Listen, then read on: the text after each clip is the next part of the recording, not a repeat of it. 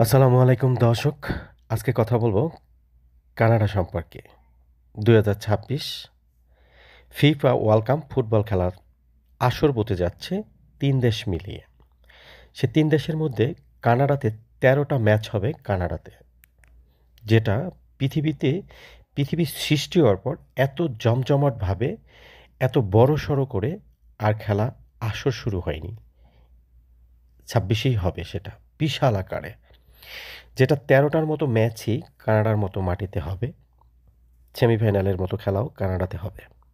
তো সেই সুযোগ সুবিধা যারা যেতে চাচ্ছেন খেলার উপলক্ষে কানাডার মতো দেশে, সেই বিষয় নিয়ে বিস্তারিত আলোচনা করব ভিডিও জুড়ে। ভিডিওটা কেউ স্কিপ করবেন না বা টেনে টেনে শুনবেন না। পুরো ভিডিওটা শুনবেন। হয়তোবা আপনাদের কোনো উপকারে আসতে পারে, কাজে লাগতে পারে। যারা আমার চ্যানেলটা এখনও সাবস্ক্রাইব করেননি তাদেরকে অনুরোধ করব আমার চ্যানেলটা সাবস্ক্রাইব করে যাবেন। যারা করেছেন তাদেরকে অসংখ্য ধন্যবাদ। পাশের বেল আইকনটা অন করে দেবেন, তাহলে হচ্ছে কি আপনি নিত্য নতুন ভিডিওটা পেয়ে যাবেন। চলুন দর্শক, আমরা মূল কথায় যাচ্ছি। মূল কথা হচ্ছে, দেখুন, পৃথিবীতে অনেক ধরনের খেলা আছে। তার মধ্যে সবচেয়ে জনপ্রিয় একটা খেলা হচ্ছে ফুটবল খেলা। এটা সবাই ভালোবাসে। ফুটবল খেলাটা ভালোবাসে না এমন কোনো লোক কিন্তু পাওয়া যাবে না। ফুটবল কিন্তু জনপ্রিয় তো একটা খেলা, ফুটবল খেলা। এই ফুটবল খেলাটা পশ্চিমা দেশগুলোতে এখনও জনপ্রিয়তা আছে, যেটা আমার দেশে হয়তো বাংলাদেশে হারিয়ে গেছে। বাট এখনও কিন্তু পশ্চিমা দেশগুলোতে ফুটবল খেলাটাই হচ্ছে সবচেয়ে জনপ্রিয়তা খেলা। তো সেই খেলার জন্য এইবার জমজমাটভাবে আসর বসে যাচ্ছে ৩টা দেশ মিলিয়ে। আমেরিকাতে, কানাডাতে আর হচ্ছে মেক্সিকোতে। তো মেক্সিকোতে হচ্ছে আপনার প্রায় ১৩টা খেলা পড়বে, আর কানাডার মতো দেশেও ১৩টা খেলা পড়বে। কানাডাতে ১৩টা খেলার ভিতরে সেমিফাইনাল পর্যন্ত কানাডাতে আছে। তো সেই জন্য বলব যে এই খেলা দেখার জন্য প্রত্যেকটা দেশেই খুব উৎসবমুখ থাকে, বা বা ওই দেশে খেলা দেখতে যাবে সেই ধরনের প্রিপারেশন গভর্নমেন্টেরও থাকে এবং খেলার যে আয়োজক কমিটি তাদেরও থাকে। কারণ কি, একটা খেলা যেই দেশে হবে সেই দেশের মানুষ যে শুধু দেখবে সেটার জন্য না, খেলা কিন্তু একটা বাণিজ্যিক বিষয়। ফুটবল খেলাটাও কিন্তু একটা বাণিজ্যিক বিষয় পশ্চিমা দেশগুলিতে। তো সেই ক্ষেত্রে কানাডাতে যখন ১৩টা ম্যাচ হবে, তো বিশাল আকারে ১৩টা ম্যাচ তো ১৩ দিনই হয়ে যাবে না। থেমে কিন্তু ১৩টা ম্যাচ হবে দীর্ঘদিন বসে। তো সেই ক্ষেত্রে কিন্তু ভিসার হারটা একটু বেড়ে যাবে। এটা আমি আমার দায়িত্ব নিয়ে বলছি কথাটা।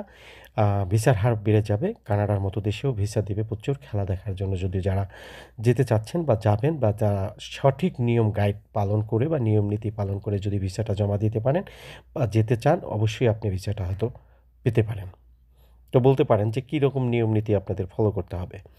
অনেক সময় হচ্ছে কি যে ফুটবল খেলার, আপনারা যে খেলাটা দেখতে যাবেন সেই খেলা সম্পর্কে কিন্তু অনেক সময় ধারণা থাকে না। তো খেলা সম্পর্কেও একটু ধারণা দিতে হয় যে আমি এই খেলাটা, এই ম্যাচটা দেখব, এই ম্যাচটার খুব ভক্ত আমি, বা এই ম্যাচটা আমি, যেমন ফর এক্সাম্পল দেখাই যে ব্রাজিলের খেলাটা আপনি দেখবেন, ব্রাজিল খুব আপনি পছন্দ করেন, সেই ব্রাজিলের খেলাটা যদি কানাডাতে পড়ে থাকে, আপনি কিন্তু সেই খেলাটা দেখতে যেতে ইচ্ছুক বা আগ্রহ প্রকাশ করতে পারেন। সেই ক্ষেত্রে কিন্তু ওই খেলার ম্যাচের টিকিটটা কিনতে হবে। ওই খেলার ম্যাচের টিকিট আপনার কিনতে হবে। তবে টিকিটটা লো ক্লাসের কিনবেন না, টিকিটটা কিনবেন ফার্স্ট ক্লাসের টিকিট। সবসময় ফার্স্ট ক্লাসের টিকিট কিনবেন। তাহলে হয় কি, এই খেলার ভিসাটা যে ওখানে আপনি ইনভেস্ট গেলে ৳২ খরচ করবেন বা খেলা দেখতে যাবেন, যে টিকিটটা কেটেছেন সেটা কিন্তু একটা উদ্দেশ্যপূর্ণ। যে আপনি খেলা দেখতেই যাচ্ছেন। ওখানে কোনো আপনার কোনো ক্রাইটেরিয়া নেই যে আপনি বেড়াতে যাচ্ছেন। আপনি খেলা দেখার মানেই তো বেড়ানো। তো সেই জায়গায় কিন্তু আপনি ঘুরেও দেখতে পারবেন, আপনার খেলাটা দেখাও হয়ে গেল। তো সেই জায়গায় ফার্স্ট ক্লাসের টিকিট কাটবেন এবং আপনারা যদি পারেন কনফার্ম হোটেলটা দিয়ে রাখবেন। Confirm hotel. যদি কনফার্ম ৫ দিনের বা ৬ দিনের কনফার্ম হোটেলটা দিয়ে রাখেন, তাহলে কিন্তু ভিসার হার একটু বেড়ে যায় সামনের দিকে। টিকিটটা হয়তো আপনি কনফার্ম না দিলেন, টিকিটটা রিফান্ডেড করতে গেলে অনেক টাকা লস হবে। বাট একটা হোটেল রিফান্ডেডে অনেক টাকাও লস হবে। সেই কত টাকা ফেরত পাবেন, হোটেলে কয় টাকা যাবে? আপনারা অরিজিনালভাবে হোটেলটা দিবেন।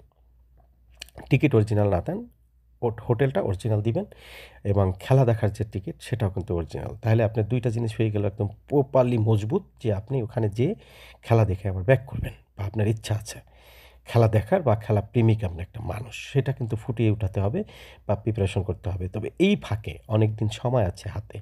২-১ টা দেশও ঘুরে ফেলেন পারলে। ২-১ টা দেশ যাদের এরকম ইচ্ছা অনুগ্রহ আছে, বা কারো সাথে খেলার ভিসার জন্য কন্ট্যাক্ট করতে যাইয়েন না। ১০ লাখ, ২০ লাখ, ১৫ লাখ এরকম কিন্তু শোনা যায় দেখেন খেলার ভিসার সময় কিন্তু রেশিও থাকে 100 এ 100 রেশিও থাকে। যদি আপনারা ফাইলটা গুছিয়ে দিতে পারেন, ফাইলটা কমপ্লিট করে দিতে পারেন 100 এ 100 রেশিও থাকে কিন্তু। অনেক সময় কোনো রেশিও ছাড়াই খেলার ভিসা চলতে। কারণ ওইটা একটা বাণিজ্যিকভাবে কিন্তু লোকটাকে ভিসা দেওয়া হয়। বাণিজ্যিকভাবে যে আপনি ওখানে যাবেন, ২-১ লাখ টাকা খরচ করবেন, খেলা দেখবেন, হোটেলে থাকবেন। সেটা কিন্তু একটা ওই দেশের উন্নত হবে। সেইটা চিন্তা করে কিন্তু আপনাকে ভিসা দেওয়া হবে। যাচাই-বাছাইটা খুবই কম হয়। যাচাই-বাছাইটা খুবই কম হয়।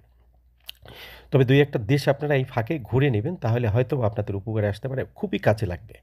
ছোট-মোটো দেশ হলেও ঘুরবেন। যেমন ট্রাভেল হিস্ট্রি থাকে ২-১ টা আপনি বলতে পারেন। অন্তত কাভার লেটারটা লিখতে পারেন যে, "আমি এই দেশে ঘুরেছি। আমি একজন রিয়াল ট্রাভেলার ছিলাম বা একজন আ ঘুরতে পছন্দ করি।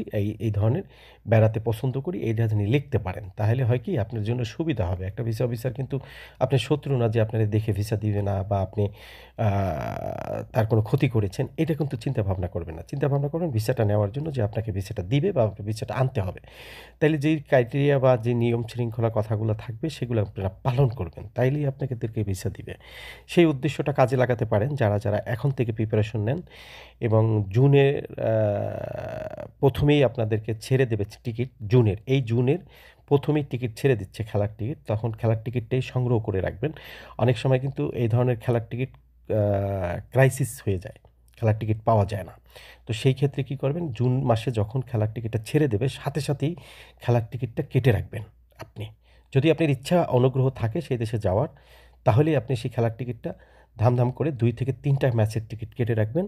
ফার্স্ট ক্লাসের টিকিটগুলা কাটবেন। তাহলে আপনাদের খুব কাজে আসবে এবং হোটেলটা দিবেন এবং ভিসাটা জমা করবেন এইভাবে যে আপনি জানি ওই খেলার যে তারিখটায় আপনি যাবেন খেলার ৪ থেকে ৫ দিন আগে আপনি ফ্লাইট করতে পারেন। এই ধরনের সিস্টেমেই আপনি ভিসাটা জমা দিবেন, হিসাব-নিকাশ করে কিন্তু। এমনভাবে কাছাকাছি যেয়ে আপনি খেলাটার ভিসা জমা দিতে যেয়েন না, তখন কিন্তু আপনার প্রবলেম হয়ে যাবে। তখন তারা সন্দেহ করবে তাড়াহুড়ার জন্য। অনেক সময় তাড়াহুড়ার জন্য রিপুইজ হয়। তাড়াহুড়া করতে যাবেন না, আপনি ঠান্ডা মাথায় হাতে সময় রেখেই ভিসাটা জমা দিবেন, যাতে আপনি ভিসাটা পান এবং তারা ফাইলটা দেখতে পারে এবং আপনার ফাইলটা দেখে তারা বুঝতে পারে যে আপনি খেলা দেখতে আসবেন। এই বিষয়টা যদি আপনাদের ঠিকঠাক রাখতে পারেন, আপনারা এইবার খেলা দেখার জন্য ৩ টা দেশেরই ভিসা পেতে পারেন। খুবই একদম সুখবর এবং গুড নিউজ। দেখেন আমি আমার অভিজ্ঞতা থেকে বলি, রাশিয়ার আমার হাত ধরে আমি প্রায় ৪-৫০০ ভিসা করেছিলাম রাশিয়ার ফুটবল খেলার সময়। এবং টি-20 ম্যাচ যখন অস্ট্রেলিয়াতে হয়, তখন আমি প্রচণ্ড ভিসা করেছিলাম। প্রচণ্ড ভিসা আমার হাত ধরে হয়েছিল। প্রচণ্ড অস্ট্রেলিয়াতে সাদা পাসপোর্ট, উইথআউট ডকুমেন্টস। সাদা পাসপোর্টে আমি ভিসা করেছিলাম। এবারও আপনাদের দোয়ায় আশা রাখি যে ইনশাল্লাহ এই ৩ দেশের খেলার ভিসা যতটা পারি মানুষের উপকারে যাব, হেল্প করার চেষ্টা করব। যতদূর পারি হেল্প করার চেষ্টা করব। আশা আছে যদি বেঁচে থাকি। তো দর্শক ভালো থাকবেন, সুস্থ থাকবেন। আল্লাহ হাফেজ। আবার নতুন কোনো ভিডিও নিয়ে আসব।